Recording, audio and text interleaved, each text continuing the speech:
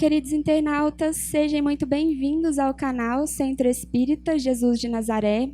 Hoje o nosso estudo é de perguntas e respostas, e quem irá nos auxiliar no estudo de hoje são os nossos amigos e facilitadores, Luciano Coimbra e Kelly Nascimento. Uma boa noite aos internautas, boa noite ao Luciano também. Hoje estamos aqui para estudar um pouquinho sobre as perguntas, né? Tentar responder as perguntas que são deixadas aqui para a gente. E é com grande satisfação que estamos aqui. E eu passo para o Luciano, que vai começar com as perguntas, né? Tentar responder as perguntas que são deixadas aqui para a gente, né?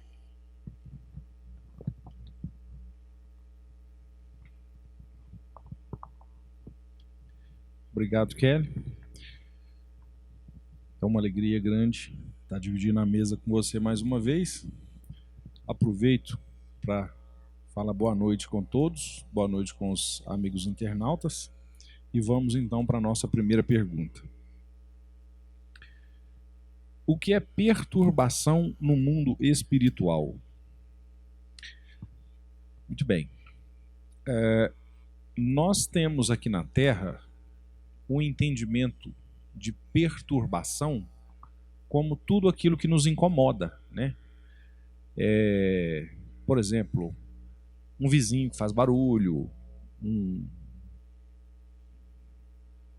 som alto, qualquer coisa do tipo, entendemos como uma perturbação. Perturbação é aquilo, né, para nós que tira o nosso sossego. No mundo espiritual, o que chamamos de perturbação é um espaço de tempo, né?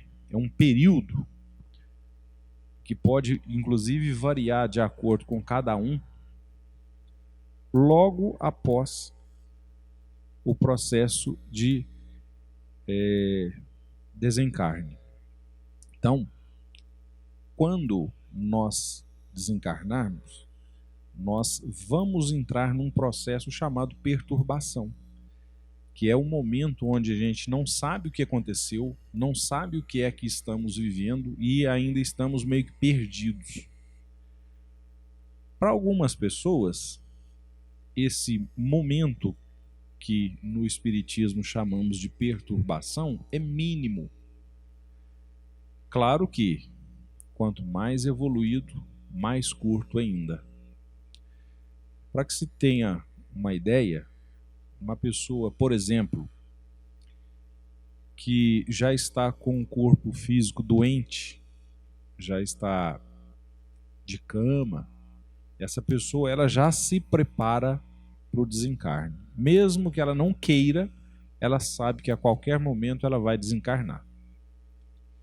Se for uma pessoa mais evoluída, ela simplesmente desencarna e desperta no mundo espiritual. Se for uma pessoa menos evoluída, ela ainda vai ficar pensando que está viva e pode, às vezes, nem querer deixar o corpo que ela consegue ver ali na cama. Isso pode ir a pontos mais extremos, como, por exemplo, a pessoa começar a rejeitar as pessoas que vão manusear o seu corpo, que vão fazer todo o processo ali de encaminhar para o velório e tudo mais. Ela se sente violada com aquilo. Num outro exemplo, vamos imaginar, por exemplo, uma pessoa que é um bandido, né, que acabou de cometer um assalto e está fugindo da polícia. Durante aquele processo de fuga, num determinado momento, começa uma troca de tiros entre o bandido e a polícia. Se acontecer, por exemplo, desse bandido acabar sendo alvo de um desses tiros e vier a desencarnar, esse bandido continua a correr, continua a fugir, continua a dar tiros por várias e várias horas, porque aquele momento que ele vive é tão atrasado em relação aos aos bons costumes, que ele nem percebe que morreu. E assim existem vários outros exemplos. As pessoas que são muito apegadas aos bens materiais, elas também têm dificuldade de entender que já desencarnaram. Elas ficam vigiando ali os bens como se continuassem pertencendo a elas. Então, é muito difícil de fazer esse processo de separação. Então, baseado nesses exemplos, a gente consegue perceber que o momento de perturbação é um momento variável. Ele pode ser curtinho ou ele pode ser longo. Mas o que a gente precisa entender é o seguinte: perturbação no mundo espiritual não é alguma coisa que nos incomoda como aqui na Terra. É só um período de transição até que o espírito se dê conta que ele já está no mundo espiritual e ele não está mais encarnado. Se quiser complementar, Kelly, por favor, fique à vontade. É isso mesmo, né? Tudo vai depender. Às vezes a gente tem tanto medo do desencarne, né? Da nossa morte, e tudo vai depender realmente daquilo que a gente viveu aqui. Então, quanto melhor a gente conseguir viver, né, nesse mundo aqui de provas e expiações, melhor vai ser a nossa passagem. E como o Luciano falou, essa parte do apego a bens materiais, e às vezes nem só a bens materiais, pessoas também, né? A gente se apega aos bens materiais e se apega às pessoas também. Então, esse apego, muitas vezes, é o que nos atrapalha. Porque a gente acha que a gente está deixando tudo aquilo que é nosso, que na verdade não tem nada nosso, né? Então, às vezes, essa perturbação também ela pode vir disso, né?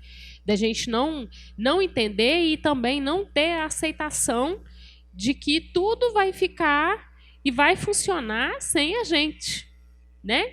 Então, por exemplo, às vezes, por mais que a gente saiba que a mãe ame seu filho aqui, né, nesse planeta aqui, porque a gente uma hora a gente está mãe, outra hora a gente está pai, outra hora a gente está filho, né? Por mais que ela ame, por exemplo, o seu filho, ele vai sobreviver sem ela. Mas a gente já tem, né? Nossa, eu tenho que acudir, eu não posso deixar. Não está na hora, eu não posso deixar. Então, é muito importante a gente começar a praticar o desapego, que às vezes dá a impressão de que seja um desamor, mas não é. O desapego não é o sinônimo do desamor. Eu já falei várias vezes aqui, né, que não é. O desapego é simplesmente mesmo um desapego, independente do tamanho do amor que você tenha pela pessoa e até dos bens materiais também, que a gente às vezes faz até uma misturada, né, e acha que tudo é nosso. Os bens materiais são nossos e as pessoas também são nossas. E nada é nosso. Nós estamos, às vezes nós estamos filhos, nós estamos mães, mas nada é nosso. Então é importante a gente começar a praticar esse desapego aí, tanto material quanto das pessoas também, para que esse momento seja mais tranquilo, né? Às vezes a gente tem tanto medo de falar sobre o desencarne, a gente não gosta muito desse assunto, né? Apesar que aqui na doutrina espírita, graças a Deus, a gente fala bastante, né? Mas assim, geralmente a gente não fala isso em roda de amigos, a gente não fala numa conversa convencional, né? A gente não rende muito assunto quanto a isso. Por que eu não sei? Porque é uma das coisas que, talvez a única coisa que a gente tenha certeza de que vai acontecer com a gente é que a gente vai desencarnar um dia. Então, o medo, o pavor, o não querer falar, né, não tem o porquê de ser, né? Tudo vai depender mesmo do que a gente vive aqui. Talvez o medo possa vir disso mesmo, né? A gente sabe que a gente não está preparado e a gente sabe que a gente ainda não vive bem e que aí, de repente, a gente vai sofrer mesmo, mas sofrer mais por causa desse apego e por às vezes não entender, como o próprio Luciano disse, né? Por às vezes até não entender mesmo.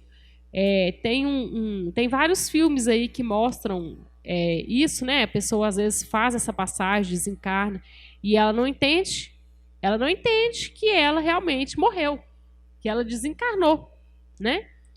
E fica o filme Sexto Sentido, filme antigo, né? Que todo mundo já deve ter visto, mostra exatamente isso.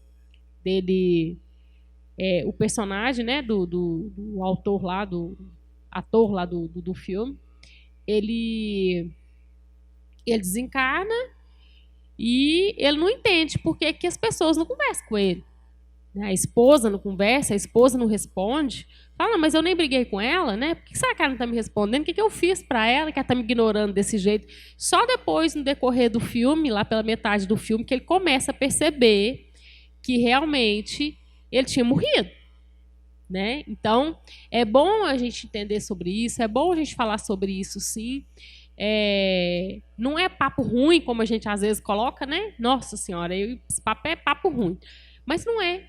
A gente tem que entender de tudo, sim, e principalmente em relação a essa passagem, porque quanto mais a gente entender, quanto mais a gente aceitar, mais fácil será, né? Essa passagem nossa, que a gente sabe que é certo de um dia acontecer, né? Tem algumas perguntas aqui também, até bastante interessante, que é sobre os sonhos. E eu gosto muito de falar sobre os sonhos, porque a gente sabe que todos eles têm um motivo, né? Às vezes pode nos parecer sem pé nem cabeça, pode nos parecer super nada a ver, né? Mas todo sonho tem o seu porquê. E o porquê não de livro, né? Que a gente pega e fala assim, sonhou com isso, é isso, sonhou com aquilo, é aquilo. Não é isso.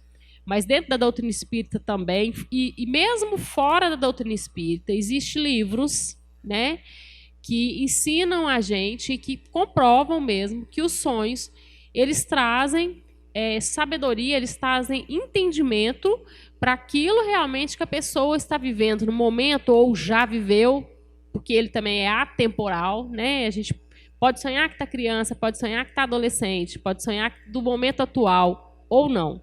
É muito bacana a relação e o estudo sobre os sonhos, né? É uma coisa que realmente fascina a gente, né? Sobre os sonhos, como explicar sonhar com situações que acontecem depois? Na verdade, os sonhos e o estado de vigília são situações diferentes, mas nem tanto. Então, nós temos, durante a nossa vigília, por exemplo, nós temos vários pressentimentos. Nós temos várias sensações, vários pressentimentos, né? Às vezes de entrar em algum lugar, não gostar muito do clima, da energia, ou gostar, né? E aqui fala de quando você sonha, né? E depois a situação acontece. É normal? E não é. Por quê? É normal, sim, dependendo da capacidade e da sensibilidade daquela pessoa, né? De às vezes, conseguir visualizar, antes do que aconteça, aquilo que vai acontecer. Mas para que acontece isso? Cada caso é um caso, mas geralmente são pessoas que têm a capacidade, às vezes, até de estar sabendo antes, de poder ajudar de alguma forma. Mas de que forma? É difícil, porque você tem que estar preparada, por exemplo, porque não acontece só coisa boa com a gente, né? Então, estar preparado para as coisas, para saber das coisas antes da hora, aquilo que é bom e aquilo que é ruim também.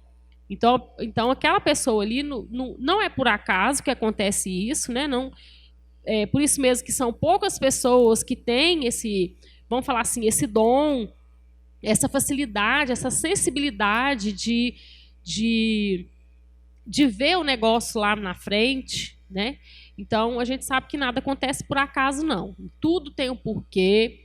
Até mesmo um médium, por exemplo, né, que consegue ver, que consegue escutar, que consegue, às vezes, até se comunicar através, não das palavras, mas através do próprio espírito para outro espírito, é normal, né? É extremamente normal, mas vai depender muito da sensibilidade daquela pessoa e do porquê, porque nada acontece assim também só por acontecer, não, né? A espiritualidade ela é muito inteligente.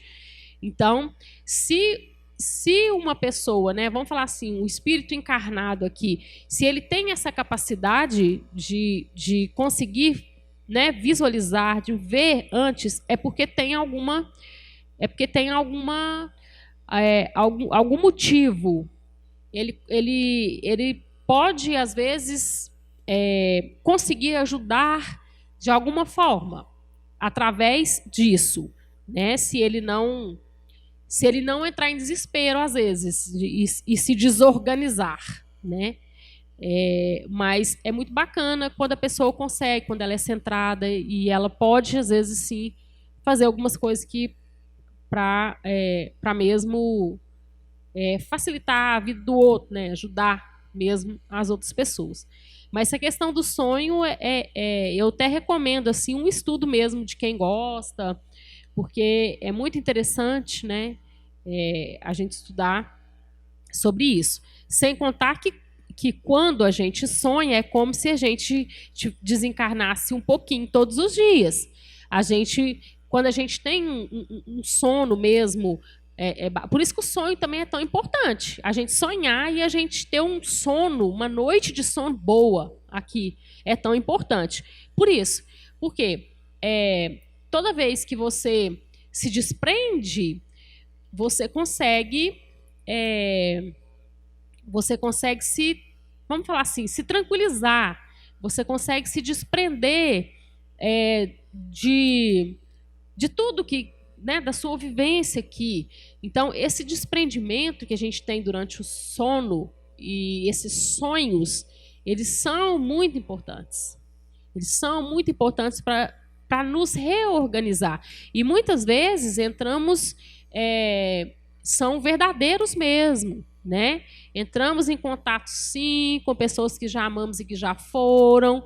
Vem, sim, e encontro nosso. E acontece muito, né? É o que mais acontece. Às vezes a gente fala, nossa, será que foi real? Será que não? Né? Quando a gente tem essa visão tão nítida, de falar assim, gente, mas parece que foi de verdade. É porque realmente foi, né? É porque realmente aconteceu, é porque realmente teve um encontro. Por isso que é tão lindo, é tão bacana, né, estudar sobre os sonhos, ainda mais estudando dentro da doutrina espírita, né? Apesar de a gente não estudar só os sonhos só aqui. Mas é muito bacana quem consegue e quem consegue lembrar e quem ainda consegue encaixar naquilo que já viveu ou que está vivendo. É muito legal, bacana. Muito bacana mesmo, Kelly. E eu te conto mais. Quando você começou a falar do sonho, eu estava pensando aqui comigo. O sonho é outro tema que a gente poderia fazer uma palestra de horas, porque é um assunto extenso, difícil de ser esgotado. E assim, algumas pessoas defendem que os sonhos são criações da nossa cabeça. Se fosse só isso, né? Se fosse só fragmento de memória, por exemplo, como que a gente poderia explicar pessoas que têm sonhos parecidos, né? Quem, por exemplo, nunca sonhou que estava sendo perseguido por uma fera e não saía do lugar? Quem é que nunca sonhou, por exemplo, que estava caindo no abismo e nunca chegava no fundo? Então, todos esses sonhos, eles têm uma relação muito forte com o que acontece com o nosso espírito em estado de desdobramento no mundo espiritual, né?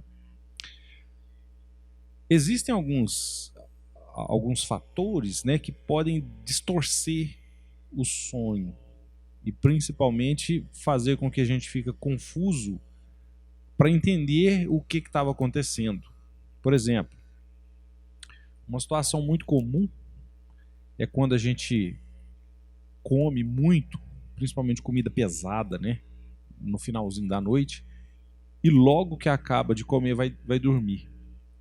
O processo digestivo, ele consome tanta energia que o cérebro ele tem dificuldade para processar, né, e para organizar todas essas informações, e acaba atrapalhando a nossa capacidade de absorção de informações durante o período que estamos aí em desdobramento. Uma outra situação é quando a gente fica tão preocupado com algum determinado assunto que em alguns momentos a gente chega até a sonhar com aquilo. Por exemplo, um aluno está muito ansioso para fazer uma prova no outro dia. E ele fica tão preocupado com aquilo, mas tão preocupado, que às vezes ele tem dificuldade de dormir, e quando dorme, ele sonha que está fazendo a prova. Em alguns casos, ele sonha que está fazendo a prova e não consegue fazer a prova, tamanha é a sua preocupação. Então, existem fatores que influenciam, sim, o entendimento do sonho. Mas como a Kelly muito bem disse, é muito válido a gente procurar, quem gosta, né, entender um pouco mais sobre o sonho, porque é nesse momento que a gente recebe as instruções dos nossos mentores, tirando, claro, as intuições que a gente tem quando estamos despertos, né? Dando sequência, então, às nossas perguntas, eu recebi uma pergunta muito interessante, e eu acho que é uma pergunta muito comum, inclusive, que diz o seguinte: os espíritos precisam de luz para ver? Se eu estiver no meu quarto com a luz apagada, eu posso ser visto por um espírito? Pois bem, a pessoa não deixou claro isso, mas o que eu consegui entender é que ela tem medo, né? Ela quer se camuflar ali, ela quer disfarçar para não ser vista pelos espíritos. E antes de responder essa pergunta propriamente dito, eu queria falar para essa pessoa que, se realmente for esse o motivo, ela não precisa ter medo, né? Os espíritos, eles aproximam da gente muito mais para pedir ajuda do que para fazer algum mal, né? Ou eles estão do nosso lado para nos guiar, para nos orientar. E é fácil da pessoa sentir, por exemplo, quando tem algum espírito que queira fazer alguma coisa ruim.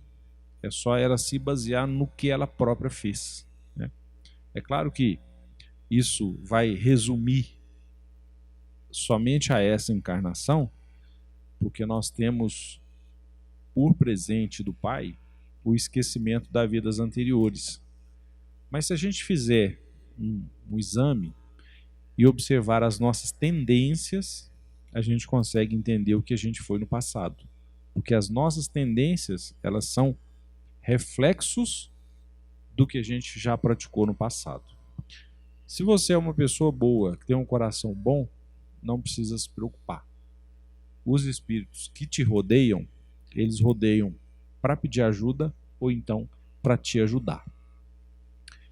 Agora, com relação à pergunta, né?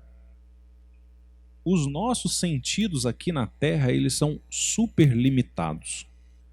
Nós temos sentidos bem definidos e esses sentidos, eles vão nos ajudar especificamente em determinadas situações. Por exemplo,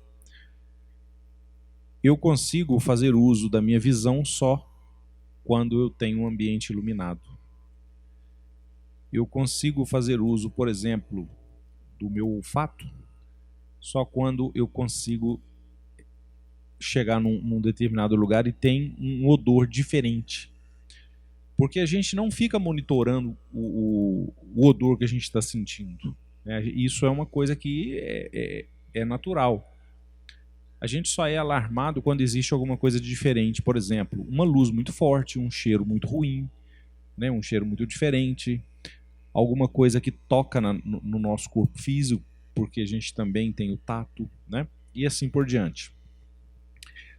Esses sentidos, no mundo espiritual, eles não são limitados ao corpo físico. Existem muitos outros sentidos que ficaria difícil até a gente entender e muito menos explicar.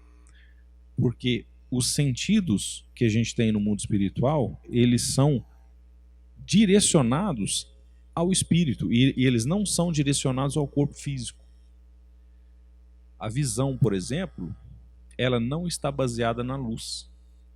O espírito por si só, ele já enxerga. O mundo espiritual, ele não tem treva, a não ser, claro, para os espíritos menos evoluídos ou que estejam passando ali por uma situação de prova. Né?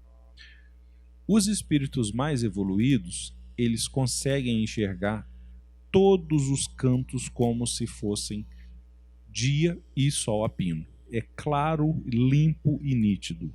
Independente se no mundo aqui nosso encarnado, seja noite, seja dia, esteja nublado, esteja, enfim. Para eles, né, para nós, na verdade, no mundo espiritual, não existe essa limitação de luz. Assim como não existe a limitação geográfica, né? O espírito ele consegue, por exemplo, claro, também,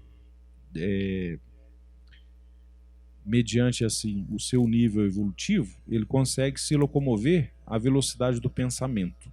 Então, para nós aqui encarnados, existem muitas situações limitantes. Eu não consigo me deslocar a uma velocidade tão alta. A minha velocidade, usando somente o meu corpo físico, é alguns metros, né? Às vezes, quando eu corro, alguns poucos quilômetros por hora. O espírito já não é assim. Ele consegue deslocar numa velocidade semelhante à velocidade do pensamento. Então, é totalmente diferente os sentidos que a gente tem. Voltando a falar da situação que a pessoa colocou, do quarto escuro e ser visível, vale a gente ressaltar o seguinte: se você quer ter a presença de espíritos bons, seja um espírito bom, né? Pratique caridade, faça orações, né? Seja uma pessoa que deseja o bem para as outras pessoas. Inclusive, é uma ótima receita para afugentar qualquer espírito que não lhe deseja o bem e queira, né, fazer parte aí do seu dia a dia. Porque para a gente afugentar os ruins, basta que a gente esteja perto dos bons. Fique à vontade, Kelly, para complementar se quiser. Essa questão do medo, né, é um pouco assim irreal, porque na verdade o que vai valer é a nossa sintonia. Então, se a gente cuidar da nossa sintonia, aqueles que vão nos acompanhar vão ser mais ou menos aqueles que estão sintonizados. Então, se a gente tiver medo daqueles espíritos, né, menos evoluídos, né, menos felizes, vamos falar assim, se estão nos acompanhando ou não, é porque achou lugar, né? Então, às vezes a gente fala, são obsessores, né? Estão me acompanhando, são obsessores, por isso que aconteceu assim, assado. Mas isso não é desculpa, porque na verdade, lá no Evangelho está lá a parte que fala para a gente orar, mas para a gente vigiar também. Então, essa vigília ela tem que ser 24 horas por dia. Nós temos que nos vigiar, sim, né? Mas é claro que a gente não faz isso o tempo inteiro. Então, mas o tempo que a gente puder, a gente imaginar e tentar, né, nos vigiar mesmo para ver que lado que a gente está caminhando. Para ver para a gente saber aqueles que estão nos acompanhando, é só a gente observar a nossa sintonia, a nossa energia. É aquilo que vai puxar, né, como se fosse um imã mesmo, que vai puxar as pessoas, até mesmo os espíritos desencarnados, né? Porque, na verdade, somos todos espíritos. Se a gente pensar assim, fica mais fácil a gente entender. Somos todos espíritos. Tem aqueles que estão desencarnados e nós que estamos aqui encarnados, nesse corpo. Mas, no final das contas, são todos espíritos. Vamos falar espíritos e almas, porque a gente está encarnado, né? Então, é natural que estejam nos acompanhando, porque eles estão aí. Então, é claro que, mesmo a gente estando sozinho, tem aqueles que nos acompanham, sim. Tem aqueles que se afinizam conosco. Então, se nós cuidarmos de nós, né, da nossa mente, e a gente trabalhar isso, estar em busca da evolução, estar em busca de ser pessoas melhores, eles vão nos acompanhar, os espíritos bons vão nos acompanhar, né? Agora, se a gente for pensar por outro lado também, por exemplo, aqui na casa existem as reuniões mediúnicas. Não são só espíritos de luz que vão vir na reunião mediúnica. Quem dera fosse, né? Mas, às vezes, nem teria tanto sentido também só espíritos de luz. Porque se são só espíritos de luz e os que estão encarnados aqui estão bem, vamos falar assim, são quase de luz também, então não tem muito sentido. Então, o que acontece? Os espíritos, aqueles espíritos sofredores também, eles chegam. Chegam para quê? Em busca de auxílio, em busca de ajuda. Então, é assim que funciona. Aqueles que já passaram por isso, né, aqueles que já encontraram que seja uma luzinha lá no fim do túnel, ele já pode ajudar aquele que ainda está sofrendo, que ainda nem sabe que desencarnou, ou ainda está sofrendo pela forma que foi, né? Ainda agarrado nos acontecimentos terrenos, né? Se foi, não sei, de repente, da forma como foi entre aspas, inesperado às vezes, né? Então, claro que eles chegam em busca de ajuda, porque senão essa conexão também não chegaria, né? Então, daí tem essa parte, sim, daqueles que estão na mesa, né, da união daqueles que estão na mesa ali no momento, a energia daqueles que estão na mesa na busca de ajuda por aquele irmão que está sofrendo, conseguir realmente ajudar. E é muito bonito, né? Esse trabalho da Casa Espírita é outro trabalho também que é muito interessante, que é muito engrandecedor. A ajuda, né, que o espírito recebe, e ele sabe que ele vai ter essa ajuda, né? Ele realmente, quando ele acorda, ele procura realmente aquele ambiente ali. Então, aqueles que estão prontos, né, e que conseguem, se doam ali naquele momento, mas é uma doação mesmo.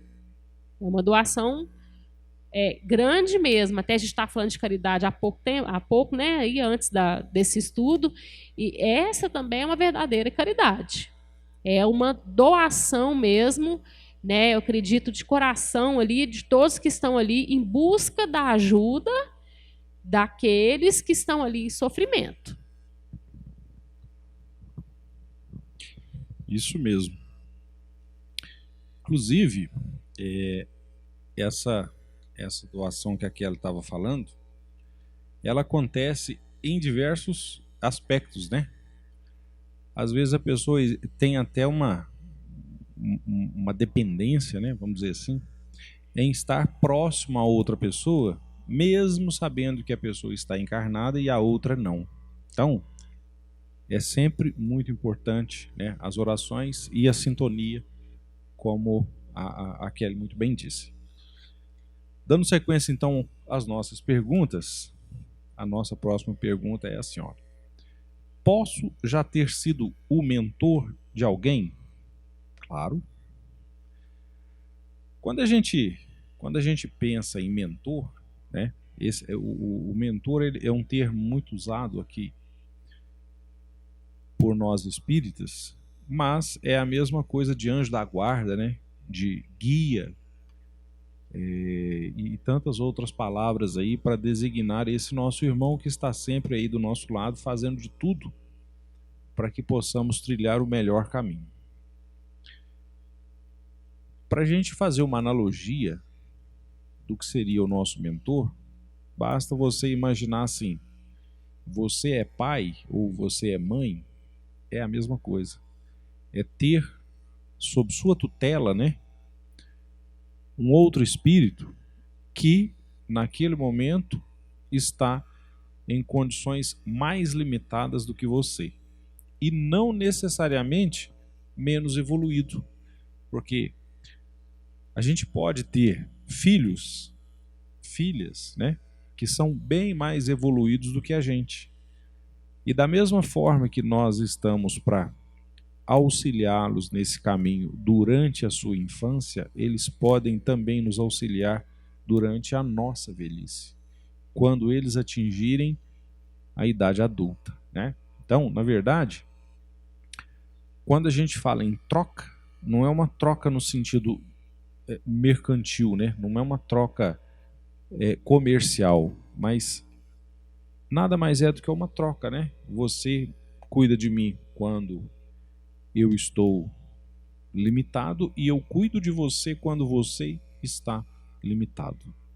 Se a gente levar isso agora para o mundo espiritual, fica mais fácil ainda da gente entender porque o mentor, estando como espírito desencarnado, ele possui, né, acesso a todas as suas recordações e ele pode, por exemplo, auxiliar uma pessoa que tende aos vícios. Imagine que o mentor é uma pessoa que já sofreu com os vícios. Ele é talvez o mais indicado para ser o mentor de uma pessoa que tende aos vícios, porque ele sabe aonde vai chegar uma pessoa que se perde nos vícios. Então, ele não faz nenhuma ação, ele não usa, né, a sua intuição, por exemplo, esse processo de comunicação, para falar de uma coisa que ele baseia. Ele vai falar de uma coisa que ele já viveu, que ele já sentiu. Então ele vai trazer para a pessoa que ele cuida uma experiência real, né? Agora, se a gente for analisar por um outro aspecto, né? Quando a gente está aqui encarnado, nós temos os nossos mentores. E é um processo saudável fazer de tudo para que esse mentor possa ter acesso, né, ao nosso eu, ao nosso espírito. E como que a gente pode fazer isso? Tendo boas vibrações, né? Fazendo de tudo para que a vibração seja a maior possível, dedicando tempo para as orações.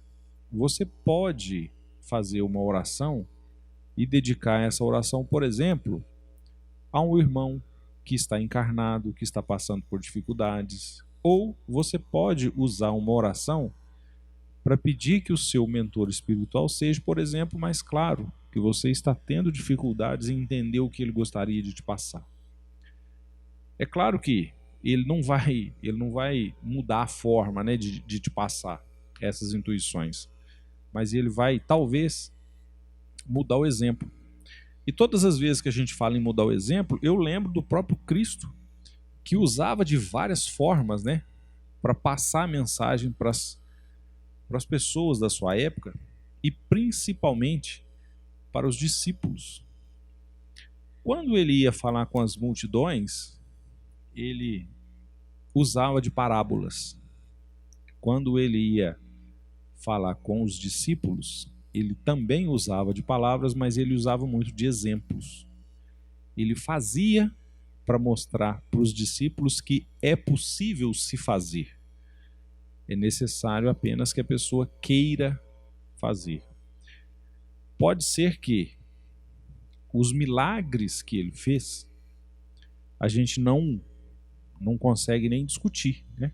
Porque o seu nível de evolução é tamanho que as nossas mazelas não deixam a gente nem concentrar como ele se concentrava antes dos milagres. Mas o que ele queria passar para os discípulos é: não julgue o seu nível de evolução, você é capaz. Nós somos frutos de uma centelha divina. Então, Basta que a gente queira evoluir, basta que a gente queira progredir, que a gente vai fazer com que essa evolução aconteça, né, e que esse progresso vá, inclusive, mais acelerado. E assim, não tentando entender o motivo que a pessoa fez isso, mas partindo do pressuposto que essa pessoa pode estar, por exemplo, se sentindo com a autoestima baixa, né? Tipo, até hoje eu só fui guiado. Será que eu fui útil em algum momento para alguém? Não tenha dúvida que foi. E mais, você não necessariamente pode ser útil somente como mentor. Você pode ser útil para as pessoas que estão aqui ao seu lado, para os irmãos que estão encarnados. E através de diversas formas, né? Através de exemplos, através de conselhos, né? Através de palavras e tudo que você possa ter de bagagem para direcionar os seus irmãos, né? E as pessoas que vivem aí ao seu redor para um caminho melhor e para um caminho justo. O nosso tempo, infelizmente, acabou. Eu gostaria de agradecer a todos. Agradeço também a casa pela oportunidade. Agradeço a Kelly pela companhia. E transfiro a palavra para a Kelly para que ela possa fazer o seu complemento nessa pergunta, se achar necessário, e fazer as suas considerações. Obrigado, Kelly. Uma boa noite a todos. Eu que agradeço, né? Mas é bem interessante, sim, essa questão da evolução, e porque nós temos uma tendência muito grande para a ociosidade, né? De ficar parado. Então, todos os dias, nós temos que lutar mesmo para a gente conseguir chegar aonde a gente precisa chegar. Então, temos que ter força mesmo, parar, né, de empurrar as coisas com a barriga, como se diz, né? Empurrar, deixar as coisas para amanhã. Não, vamos fazer hoje, porque hoje é o presente. O que eu tenho que fazer, o que eu consigo fazer, eu faço hoje. Não vou deixar para amanhã, né? Isso faz parte da nossa evolução e fica mais fácil, porque tudo aquilo que a gente vai deixando para trás, a gente deixa, mas todos os dias que a gente acorda, a gente lembra que tem aquilo pendente. Então, nós temos que caminhar e deixando para trás essas pendências, né? Mágoas, ressentimentos, raiva, né? Vamos deixando para trás para a caminhada ficar mais leve, né? A gente caminhar mais leve, mais tranquilo. Então, a gente encerra aqui nosso estudo de hoje. Agradeço ao Luciano também, à casa e a todos vocês pela paciência. E até um breve encontro.